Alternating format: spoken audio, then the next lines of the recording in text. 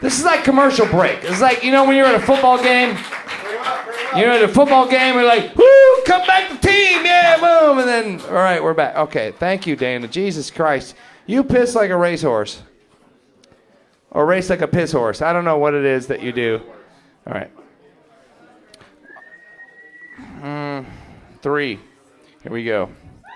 I hosted one of the preliminary rounds. I said it, preliminary. Don't even fuck with me. I feel like Dean Martin.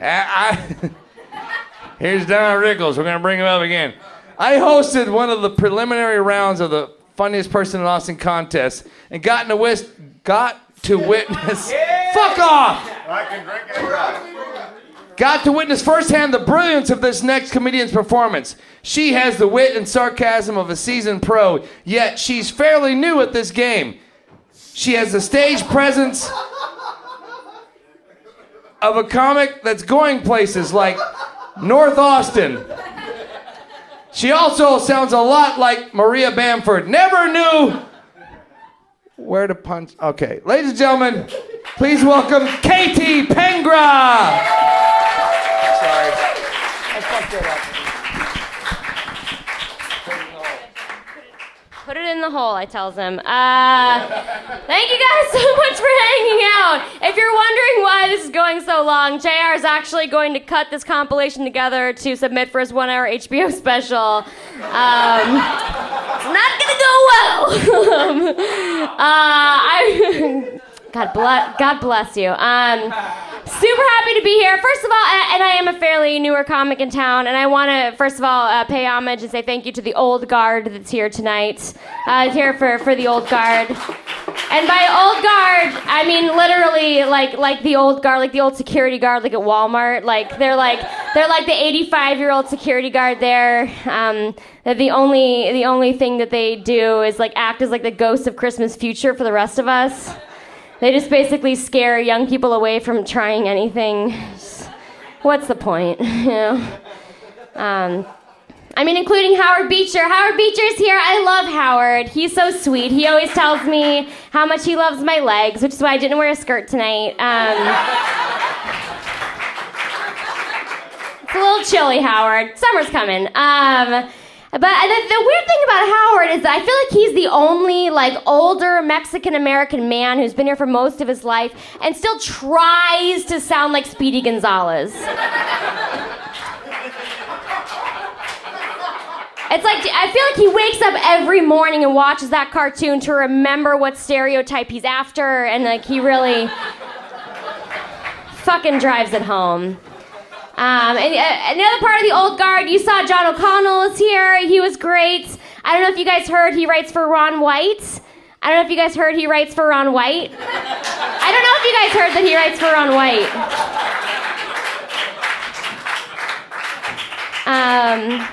Also, Nancy Reed is here. I don't know if you guys heard she writes for Ron White. I don't know if you guys heard she writes for Ron White. I don't know if you guys heard. They both write for Ron White. Ask him about it. And then there's kind of the next tier of the next guard, which is people like Lucas, you know what I mean? Give it up for Lucas Melendez. He caught some shit because he is dating a lady who's 10 years his junior. Sarah's fantastic.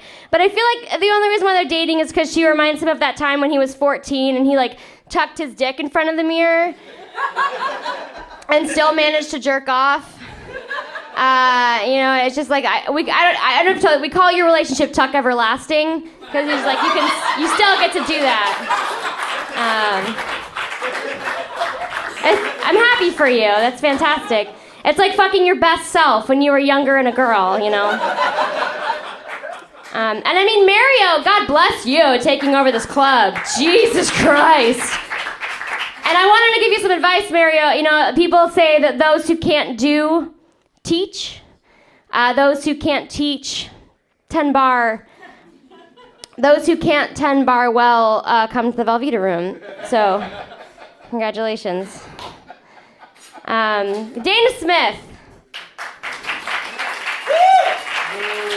I fucking love Dana. I don't even know how to begin to describe him. You're like John Wayne. You're like John Wayne Gacy. You know?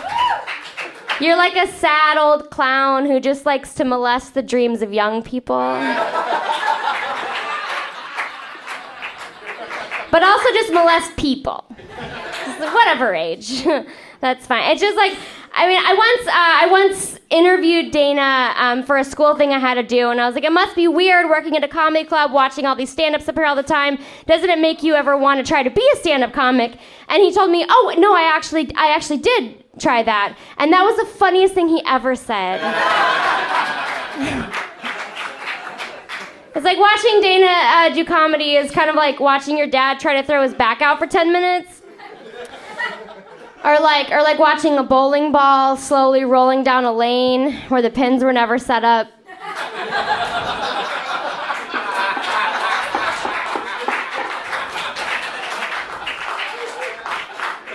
Or like watching the fourth American Pie movie and realizing the first one wasn't fucking funny to begin with. But in all honesty, I owe you a lot, Dana. I am new at this, and when I was only like 8 months in, he gave me my own show here, and that helped me leaps and bounds. Like I am seriously where I am today because of you, and I seriously can't thank you enough. This is also the bar I would come to when I had nowhere else to go, and I was new in town, I didn't have any friends, and I knew I could come here. It's kind of like my cheers, and like there really is like a Sam and Diane here. There's like an unrequited love. There's like a secret thing going on in the back, and that is you and Michael Park. And I'm happy I got to see you. I love you, Dana. I'll miss you.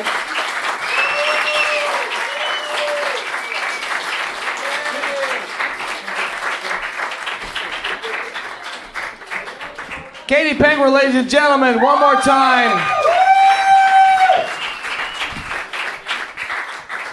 Well, we've come to the last roaster of the evening, and he is actually the current, like I said, future ex-manager of the Velveeta Room. This guy's dog died about 2 years ago.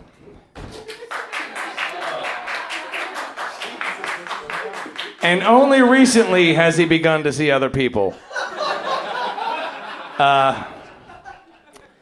He's a transplant from New Jersey. And I got to tell you, this connected Italian shocked the Austin comedy scene when he took the FPIA title. You know what I'm saying? FPIA title after being in town for only a mere year. But then again, I mentioned he is connected, so let's not dwell. Ladies and gentlemen, how about a hand one more time for Mario DiGiorgio?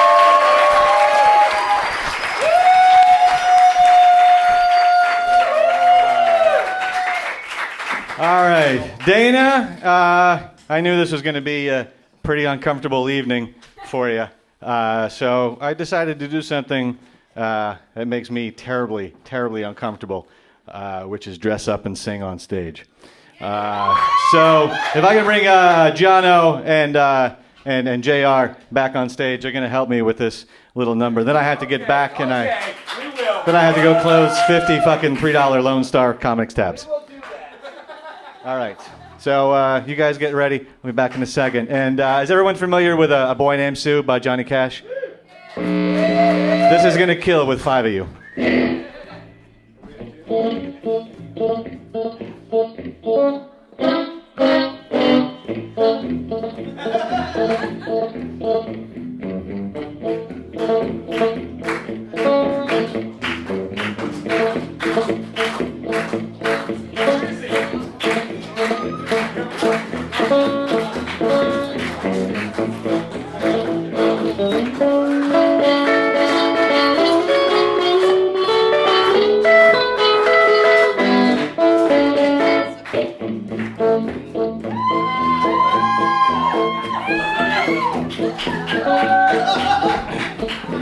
Good evening, everybody. I'm Oily Cash. JC didn't tell me this hat was so damn small. You guys ready? Yeah, buddy. Well, my daddy left home when I was 3. Didn't leave much to Ma and me, just an old microphone and a need to entertain. Well, I don't blame him because he run in head, but the meanest thing that he ever did was before he left, he went and named me Dana. For the record, folks, nothing rhymes with Dana.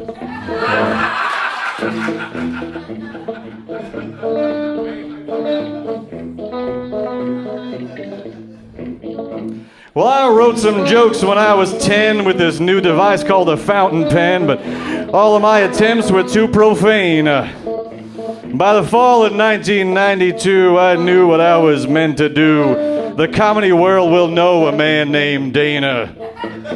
Well, I took on a new approach with a strip club DJ vocal coach. I bought a bowling shirt and some Rogaine. I was answering phones, barely surviving, so I had to teach defensive driving, but 6 hours of my voice is inhumane.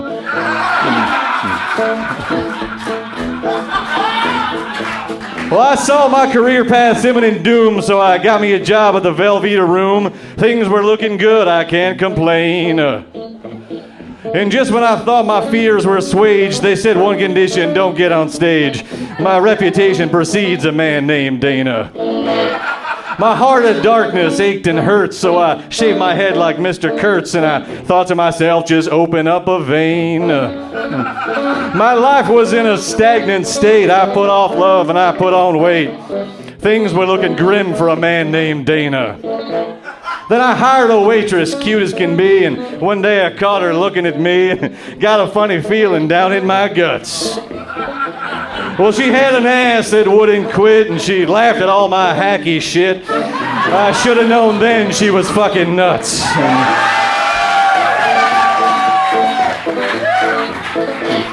We slept together one fateful night. I couldn't get off till I got the light.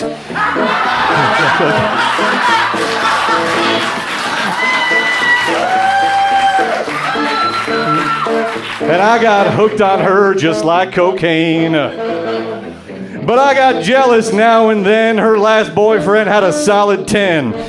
It's hard being hung like a man named Dana. My relationship was in the dumps, so I started selling water pumps. My tenure at the Velvet had run its course. Well, they should have hired Chandy Pop and not some washed-up handsome wop.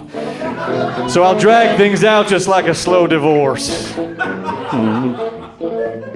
But looking back on these 10 years, I had more laughs than I did tears and helped a lot of comics find their voice. I learned the hard way, I suppose, by letting Cameron Buckholtz close and giving time to comics like Kate Loyce. I put up with Michael's barking and comics having trouble parking. I was overworked and underpaid. I'll miss the noise from Esther's staff like a dentist drill or Maggie's laugh. And that's just the beginning, I'm afraid.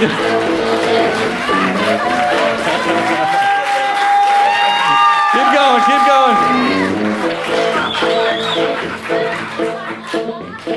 Yeah, I endured Dodge Stringer bits and all a chance's hissy fits, and open mics are 3 hours of pain. But most of all, these newer folks are still younger than Beecher's jokes. Stand-up has worn down a man named Dana. Lynette's obsession with her cats, and someone needs to rape Joe Stats, and chillin' with Ramzinski left me cold.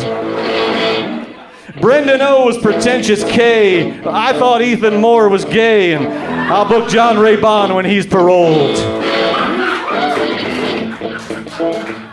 Yeah, I know there's a place in hell where Hitler rings the service bell and Satan books the only funny bone. And here's the big ironic twist. My name's the last one on the list, and each night I get bumped by Kelly Stone. Well, hell, I'm sad to be retiring. I wonder if Cap City's hiring. The Velve is not my mistress, it's my wife. Yeah, there were days that we disagreed, and oftentimes she reeked like weed, but I sure had the time of my damn life.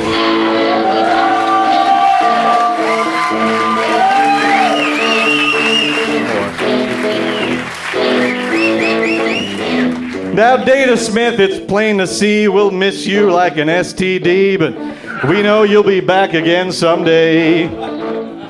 And just to put your mind at ease, yeah, Kordelsky fucks Elisa. Sorry that you had to learn this way. We're gonna miss a man named Dana. Good night, San Quentin.